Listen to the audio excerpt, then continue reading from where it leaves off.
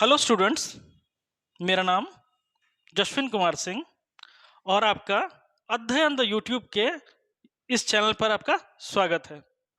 हमारे यहाँ Jharkhand university of technology के सभी ब्रांचेस की पढ़ाई होती है। अभी तक जिन बच्चों ने इनरोल नहीं किया है वो 19 अक्टूबर तक फिर से इनरोल कर ले। हमारे यहाँ फ्रेश बैचेस फिर से शुरू होने वाले हैं, दोनों ही मोड में, ऑनलाइन और ऑफलाइन। जैसा कि JUT के कैलेंडर के अनुसार जनवरी लास्ट वीक में आपके एग्जाम है, उससे पहले हमारे यहाँ यह सिलेबस खत्म हो जाएंगे। एक विशेष सूचना, हम यहाँ पे सारे ब्रांचेस के अलग अलग पेपर्स की पढ़ाई करा रहे हैं, तो आप ये वीडियोस को लाइक करें, सब्सक्राइब करें और जितना ज़्यादा से ज़्यादा शेयर करेंगे आपको और आपके दोस्तों यारों को ये फायदा पहुंचाएगा। तो चलिए आज की श्रृंखला में हम थर्ड सेमेस्टर सिविल के सर्वेइंग पेपर को शुरू करते हैं। बाकी अगर किसी भी जानकारी से आप चाहते हो, दिए गए नंबरों पर आप फोन करके इसे प्राप्त कर सकते हैं। आइए शुरू करें।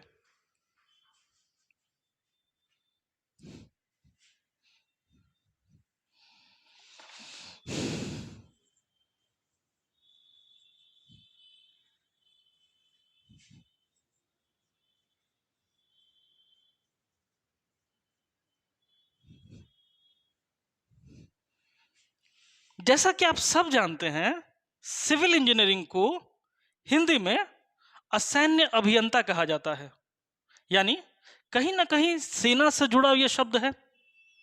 होता यह है एक्चुअल में, पहले के जमाने में जब अंग्रेज हुआ करते थे तो सिविल इंजीनियर को दूरी नापना, पहाड़ों की ऊंचाई नापना, ऐसे कामों में लगाया जाता था।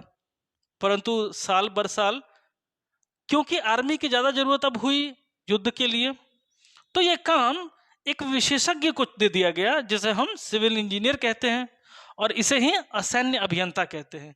तो सर्वेइंग शब्द यहां जो आता है इसका मतलब है सर्वेक्षण, यानी देखते हैं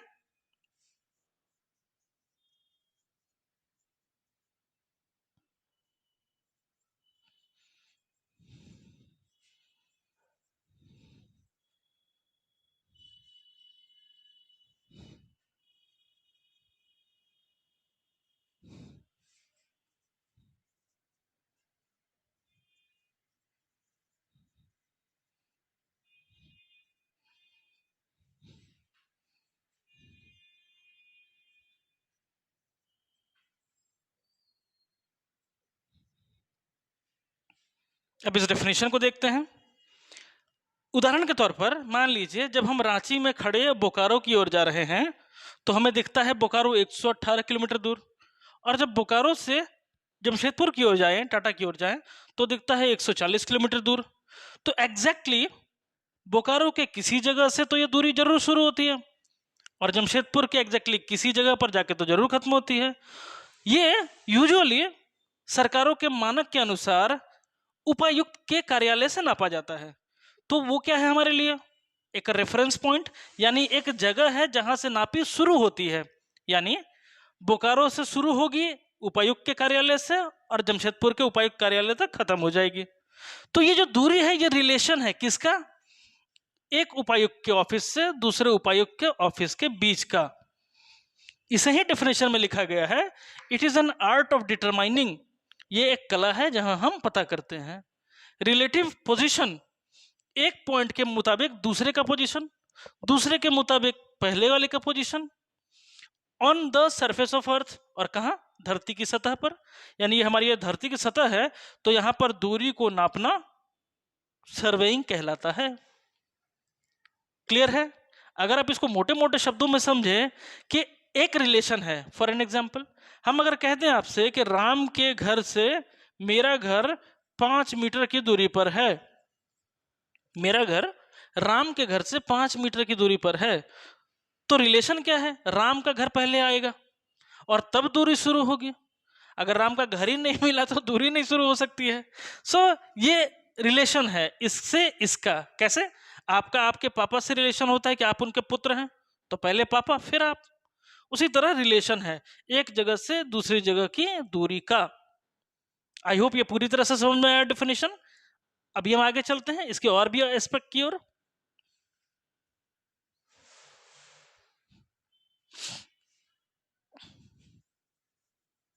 ऑब्जेक्ट ऑफ सर्वे। ऑब्जेक्ट मतलब होता है हम क्यों करते हैं। भाई बिना काम के तो कोई काम नहीं करते हम, तो सर्वेइंग हमने क्यों किया। तो आप सब जानते हैं आपके हर किसी के मोबाइल में गूगल मैप्स है। वहां मानचित्र के ऊपर जो दिशाएं जो दूरी दर्शाई जाती हैं वो सर्वेइंग करके ही आया है। बिना सर्वे के दूरियां नहीं आ सकती, और उन्हीं सब का जोड़ यानी अलग अलग दूरियों का जोड़ करके गूगल मैप्स बना है। So the objective number 1 is to prepare map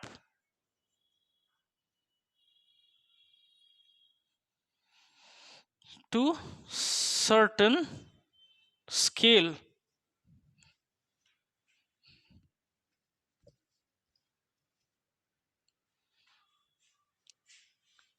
एक स्केल पर हमें दूरी को नापना है और मानचित्र को बनाना है। तो मानचित्र बनाना सबसे बड़ा इसका ऑब्जेक्टिव है। नंबर 2,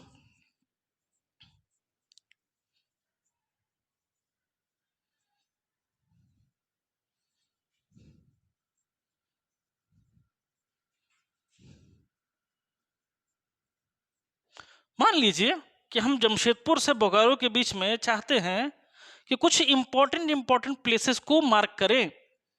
तो जमशेदपुर से चलेंगे हम, लेट सपोज रांची की ओर आ जाते हैं। तो बीच में तमाड़ है, बुंडू है, रड़गांव है, सरायकेला खरसावां है। तो ये पॉइंट्स भी तो उसी बीच में है ना, रांची टू बोकारो, रांची टू जमशेदपुर के बीच में। तो इन्हें मार्क करना भी सर्वेइंग के अंतर्गत ही आता है। क्यों भाई, इसकी भी तो दूरी नापनी पड़ेगी आपको, तब ना आप किसी जगह को मार्क कर पाएंगे। पूरे के पूरे स्ट्रेस के अंतर्गत अलग अलग पॉइंट्स हैं।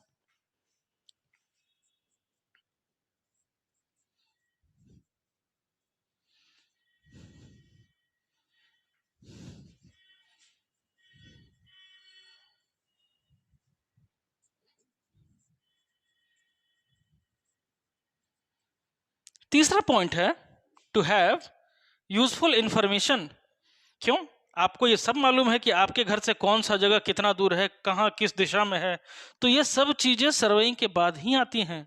तो आपके जरूरत की हर चीज आप इस सर्वेइंग के आधार पर ही करते हैं। पुराने जमाने के लोग होते थे जो आपको बता पाते थे कि पूर्व में जाइए 10 कोस तो ये आएगा, पश्चिम में जाइए 10 कोस तो वो आएगा। क्यों, क्योंकि या तो उन्होंने किसी से सुना या वो खुद कभी गए थे। सो ये एक्सपीरियंस भी नापने की तरह ही है। पैदल चल चल के आप जाके नाप लीजिए, और आपके पास बहुत सारे पहले इंस्ट्रूमेंट नहीं थे। अब सर्वेइंग के बहुत सारे इंस्ट्रूमेंट हैं जो आपको इस चीज में मदद करते हैं। So these are the 3 important objects of surveying. याद रखेंगे, सर्वेइंग के हर साल के क्वेश्चन का सबसे इंपॉर्टेंट क्वेश्चन ये होता है, what is surveying, what are its objectives, what are its principles and various classification. ये पूरा एक सवाल 8 मार्क्स का आपका आता है। तो आधे को तो हमने ऐसा ही हल कर दिया।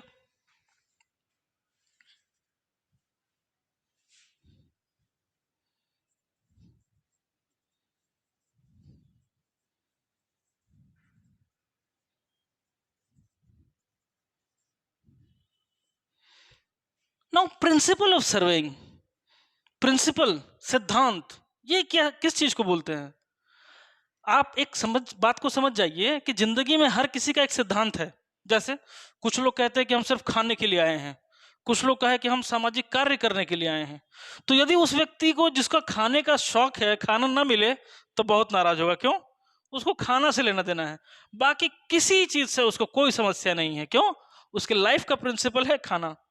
किसी के लाइफ का प्रिंसिपल है कंटिन्यूअसली काम करना। वो बैठ नहीं सकता, वो कहेगा कि नहीं मैं बैठता हूं तो बोर हो जाता हूं। सो प्रिंसिपल मतलब किस चीज के आधार पर उसे बनाया है। तो सर्वेइंग को कौन कौन से प्रिंसिपल पे बना है। Number 1, to work from whole to part. Second 1 is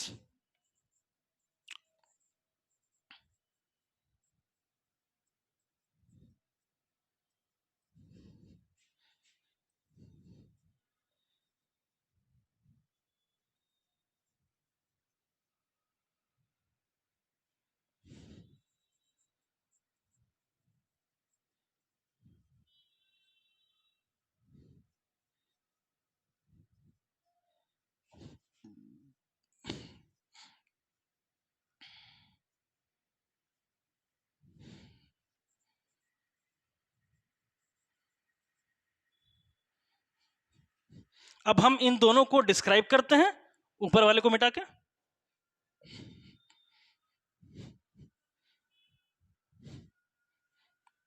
तो पहले वाले पे आते हैं।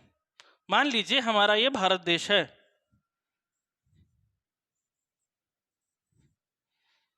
नियम ये कहता है कि हमें पहले पहले भारत के बाहरी बाउंड्री का सर्वे करना है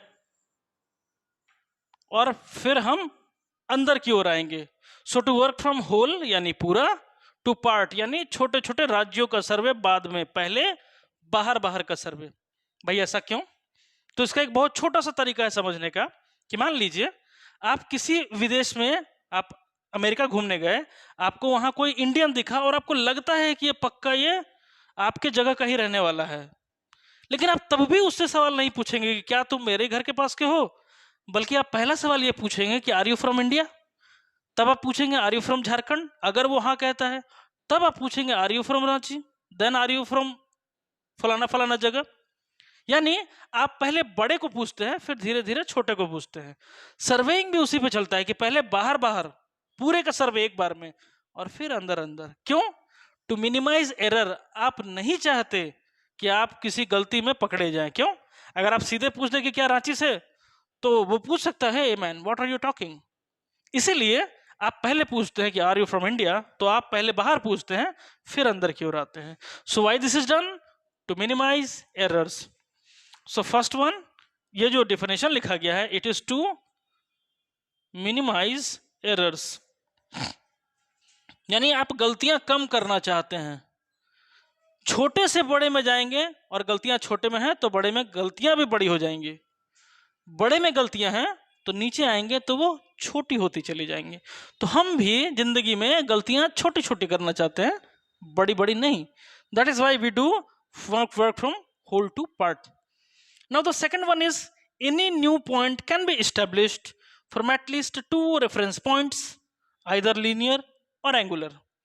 कोई नया पॉइंट हमको अगर फिक्स करना है, मान लेते हैं हम इस जगह से एक यहाँ पे पॉइंट और इस जगह से एक यहाँ पे पॉइंट, यहाँ से एक और यहाँ से एक, यानी दो पॉइंट के रेफरेंस से हमने एक नया लोकेशन को फिक्स किया है। तो ये ज्यादा सही रहेगा। तो ये ज्यादा सही रहेगा कैसे?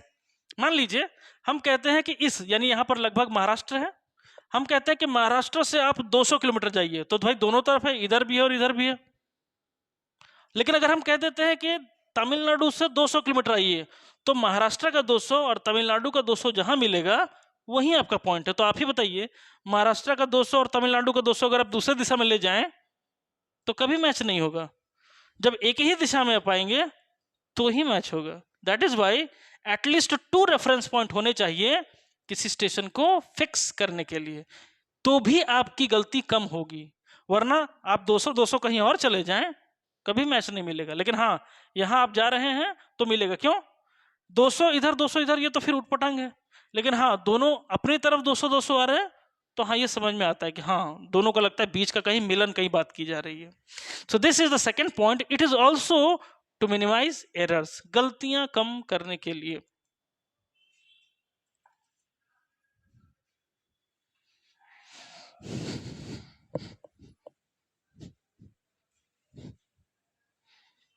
चलिए आगे बढ़ते हैं।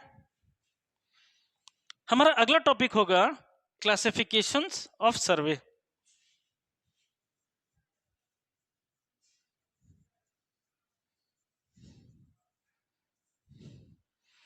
सर्वेइंग को ना मोटा मोटी तौर पर, ऐसे तो बहुत सारे क्लासिफिकेशन है, लेकिन मोटा मोटी तौर पर दो हिस्सों में बांटा गया है, प्लेन सर्वे, जियोडेटिक सर्वे।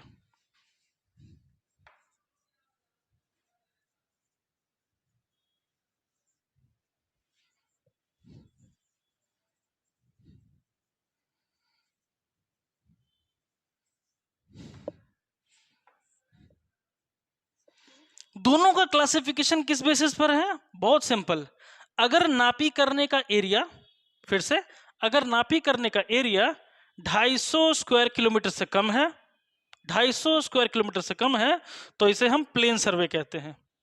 दूसरी तरफ अगर ये 250 स्क्वायर किलोमीटर से ज्यादा एरिया हो जाए तो it is geodetic survey.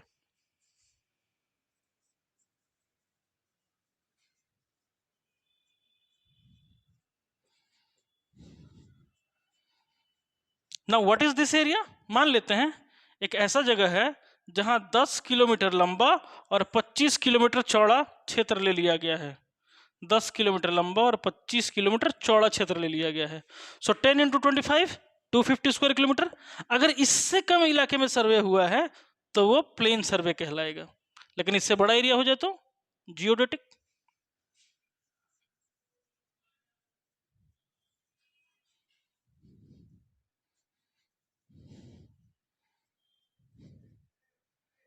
So laser area, larger area, इसी का डिफरेंस है mostly.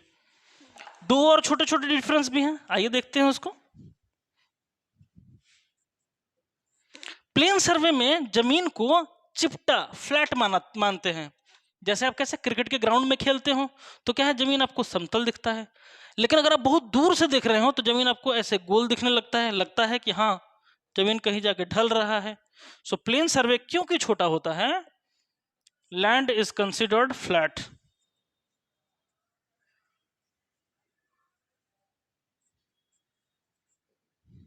Here land is considered curved, गोल नापा जाता है या माना जाता है। Land is considered flat. एक और डेफिनेशन है जो दोनों का एग्जाम्पल है, थर्ड। इसका एग्जाम्पल क्या है? Plane table survey. Plane table survey actually में एक पूरा चैप्टर है जिसको हम आगे जाके चैप्टर नंबर 6 में पढ़ेंगे, पर अभी के लिए केवल आप डेफिनेशन में इसे रख लें। एग्जाम्पल में है प्लेन टेबल सर्वे, और इसका एग्जाम्पल है चेन सर्वे। भाई चेन सर्वे है क्यों इसका एग्जाम्पल है? क्योंकि जब हम एक सड़क बना रहे हो 200-300 किलोमीटर लंबी, तो नापी तो चेन से ही होगी, तो ये चेन सर्वे में ही आ जाता है।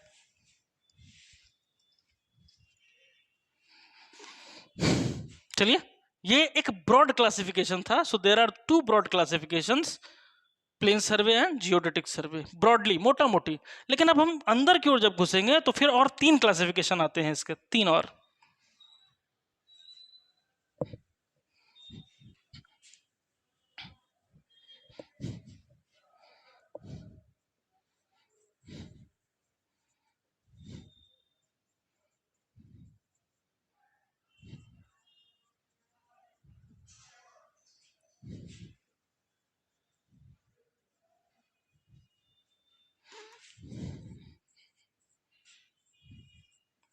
क्लासिफिकेशन बेस्ड ऑन इंस्ट्रूमेंट, औजार क्या यूज कर रहे हैं उसके ऊपर classification.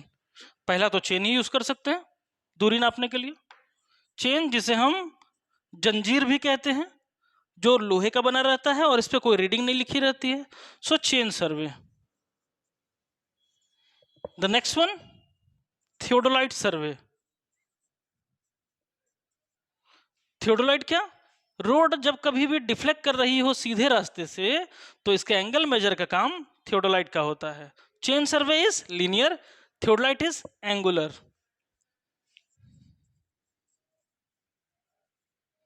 Now third one is compass survey. Compass सर्वे सिर्फ हॉरिजॉन्टल एंगल नाप सकता है, बट थियोडोलाइट ऊपर नीचे भी नाप सकता है। सो कंपास सर्वे भी एक टाइप है। अगला one, tacheometry. Now what is tacheometry? Tacheometry में हम हॉरिजॉन्टल डिस्टेंस को नाप सकते हैं, but with use of a theodolite. Theodolite ही होता है टेक्योमेट्री, बट अंतर इतना है कि थियोडोलाइट के शीशे पर 2 डाइफोग्राम बने रहते हैं, 2 मार्क बने रहते हैं, जिनको हम स्टैडिया इंटरसेप्ट बोलते हैं। थियोडोलाइट से एंगल, लेकिन थियोडोलाइट्स के ही कुछ मॉडिफिकेशन से बना टेक्योमीटर, उससे हम हॉरिजॉन्टल डिस्टेंस नापते हैं, वर्टिकल हाइट भी नाप सकते हैं थियोडोलाइट से। Now the second one, classification based on purpose. Purpose का मतलब है क्या कर रहे हैं, इससे हम क्या करेंगे। सो ए, मरीन सर्वे। मरीन सर्वे का मतलब हम समुद्र की बाउंड्री को नाप रहे हैं। कैसे, कई बार भारतीय क्षेत्र में पाकिस्तानी आ जाते हैं, क्यों? क्योंकि वो तय बाउंड्री है, इसको पार किया तो मेरे हिस्से में आ जाओगे, तो समुद्र की रेखा नापना marine survey. B, cadastral. Cadastral survey मतलब नगर निगम के क्षेत्र को तय करना।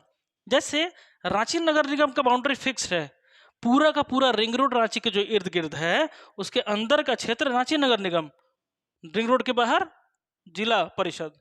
सो शहरी क्षेत्र की बाउंड्री फिक्स करना cadastral survey. Number C, mines सर्वे।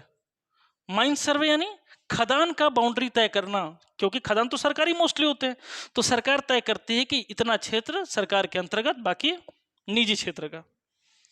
Number D, topography.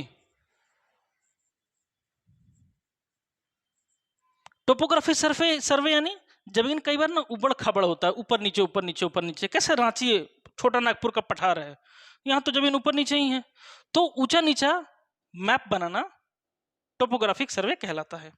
एक और है सर्वे का type, it is based on the methodology. यहां देख लेते हैं, थर्ड, बेस्ड ऑन